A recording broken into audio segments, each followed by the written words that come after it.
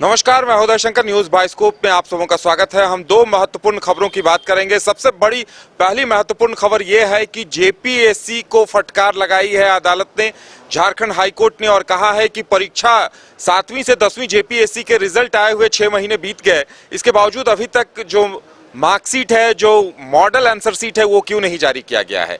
अदालत ने कहा है कि इससे पहले भी अदालत की तरफ से जेपीएससी को निर्देश दिया गया था, तो आखिर उस निर्देश का पालन क्यों नहीं किया गया है। अदालत ने यह भी कहा है कि अगर 3 हफ्तों के अंदर इसका खुलासा नहीं किया जाता है तो इसे जेपीएससी की तरफ से माननीय अदालत का अवमानना समझी जाएगी और अवमाननावाद आरंभ हो जाएगा। तो देखने वाली बात यह होगी कि अब जब खुलासा होता है जेपीएससी क्या डिसीजन लेती है, क्योंकि सबकी नजरें इस बात पर टिकी हैं। स्टूडेंट लगातार इस बात को लेकर आंदोलन कर रहे थे कि जेपीएससी की तरफ से मार्कशीट अभी तक क्यों नहीं जारी किया गया है और जो आंसर मॉडल सीट है वो क्यों नहीं जारी किया गया है। तो अब अदालत ने साफ साफ निर्देश दे दिया है। अब देखना यह दिलचस्प होगा। वहीं अगर दूसरी महत्वपूर्ण खबर की बात की जाए तो नियोजन नीति पर छात्रों का गुस्सा थमने का नाम नहीं ले रहा है। छात्र लगातार आक्रोशित हैं और अब सबसे बड़ी अपडेट ये आ रही है कि जो छात्र इस आंदोलन का नेतृत्व कर रहे हैं उन्हें जिला प्रशासन की तरफ से नोटिस दिया जा रहा है और उन्हें थाने में उपस्थित होने के लिए कहा जा रहा है। हमारे साथ हमारे संवाददाता मदन है, उनसे बातचीत करते हैं। मदन, सबसे पहले जेपीएससी को लेकर बात करेंगे कि जेपीएससी को लेकर ये आंदोलनकारी छात्र लगातार ये मांग कर रहे थे कि रिजल्ट में गड़बड़ियां हुई हैं और जब तक मार्कशीट का खुलासा नहीं होता है इस बात को लेकर उन्हें ये यकीन नहीं होगा कि सब कुछ फेयर तरीके से हुआ है। तो अब अदालत ने आदेश दे दिया है।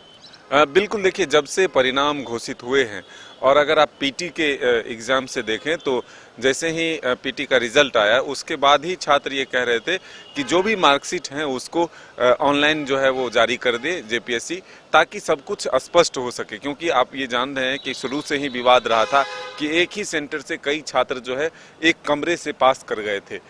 काफ़ी आंदोलन हुआ, छात्र उग्र भी हुए, आंदोलन भी किया और लगातार जेपीएससी का विरोध करते रहे। फिर सब कुछ ठीक ठाक चला और फिर जेपीएससी ने अपना फाइनल रिजल्ट भी जारी कर दिया। लेकिन अब छात्रों का ये कहना है कि आखिर जब रिजल्ट जारी कर दिए गए तो फिर मार्कशीट जारी करने में क्या दिक्कत है, और इसको लेकर के छात्र हाईकोर्ट तक पहुंचे। अब हाईकोर्ट ने फिर एक बार जेपीएससी को फटकार लगाई है कि वो जल्द से जल्द ऑनलाइन उसको अपडेट करें, ताकि छात्रों के जो कन्फ्यूजन है वो दूर हो सके और उनको एक भरोसा जग सके कि भाई जब सब कुछ फेयर हुआ है, जो जेपीएससी ने परिणाम घोषित किए हैं उसमें कोई गड़बड़ झाला नहीं है। दूसरी खबर सबसे बड़ी, मदन, हम सबसे पहले जो छात्रों को नोटिस दिया गया है वो हम अपने दर्शकों को टीवी स्क्रीन पे भी दिखाएंगे और साथ में पढ़कर सुना देते हैं। सबसे पहले लिखा गया प्रथम पक्ष सरकार बनाम कुणाल प्रताप उर्फ कुणाल प्रताप सिंह। उसमें पहला नाम कुणाल प्रताप सिंह का है, दूसरा नाम छात्र नेता मनोज यादव का है, तीसरा नाम देवेंद्र महतो का है और चौथा नाम गुलाम सरवर उर्फ गुलाम हुसैन का है। और उसमें लिखा गया है कि जुलूस, धरना प्रदर्शन पर विधि व्यवस्था की समस्या को लेकर, और सीधे सीधे उन्हें कहा गया है कि परिशांति भंग होगी, इसलिए आपसे अपेक्षा की जाती है कि आप स्वयं या अपने अधिवक्ता के माध्यम से 21 तारीख को अधोहस्ताक्षरी के न्यायालय में 10:30 बजे कारण दर्शाने के लिए उपस्थित हों कि आपसे यह अपेक्षा क्यों न की जाए कि एक वर्ग की अवधि के लिए परिशांति कायम रखने के लिए 10,000 रुपए का बंध पत्र या उसी राशि का 2 प्रतिभूतियों के साथ प्रस्तुत करने का आदेश दिया जाए।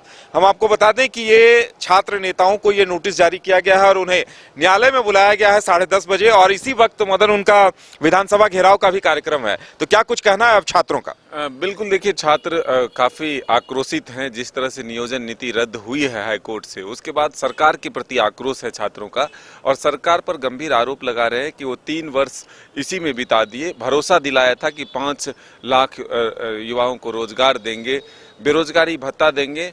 सब कुछ तो मिला नहीं, लेकिन इतना जरूर भरोसा था कि वो जल्द से जल्द लोगों को नियुक्ति देंगे। और जिस नियुक्ति के लिए नियमावली बनाई गई थी अब उसे ही हाईकोर्ट ने रद्द कर दिया। तो फिर युवाओं के जो उम्मीद थे वो टूट रहे हैं या टूट चुका है। अब क्या उम्मीद करेंगे? इसीलिए वो आक्रोश अपना दिखाने के लिए और 81 विधायकों तक अपनी बात पहुंचाने के लिए वो विधानसभा तक पहुंचने का ऐलान किया था और इसी के तहत वो कल विधानसभा घेराव करने के लिए पहुंचेंगे। अब जिला प्रशासन के द्वारा जो उन्हें नोटिस दिया गया है तो उनका साफ तौर पर कहना है कि वो डराने की कोशिश जिला प्रशासन या सरकार की तरफ से उन्हें की जा रही है, लेकिन हम डरने वाले नहीं हैं। हम संवैधानिक तरीके से अपनी बात को रखने के लिए जेपीएससी के खिलाफ भी हम लोगों ने आंदोलन किया था, संवैधानिक तरीके से किया, कोई गड़बड़ी नहीं हुई थी। इसलिए हम छात्र हैं, हम पढ़ाई करते हैं, हम अपने हक की लड़ाई लड़ते हैं और अपने हक की लड़ाई के लिए हमको अगर पुलिस या प्रशासन डराना चाहती है तो उससे हम डरने वाले नहीं। उन्होंने कई उदाहरण दिए कि भाई अंग्रेजों के खिलाफ भी झारखंड में जो आंदोलन हुए थे तो उसमें तो कोई कानून नहीं था, लेकिन अब तो हमारे पास कानून है और कानून हमें अधिकार देता है कि हम अपने हक की लड़ाई शांतिपूर्ण तरीके से किस तरह से करें। तो अब वो कल विधानसभा घेराव करने के लिए पहुंचेंगे। पूरे राज्य से ये उनका दावा है कि 24 जिलों से छात्रों का प्रतिनिधि मंडल, छात्र जो है वो अपनी आवाज़ यहाँ तक पहुँचाने के लिए पहुँचेंगे। अब देखना होगा कि प्रशासन की तरफ से उन्हें रोकने की क्या व्यवस्था की जाती है।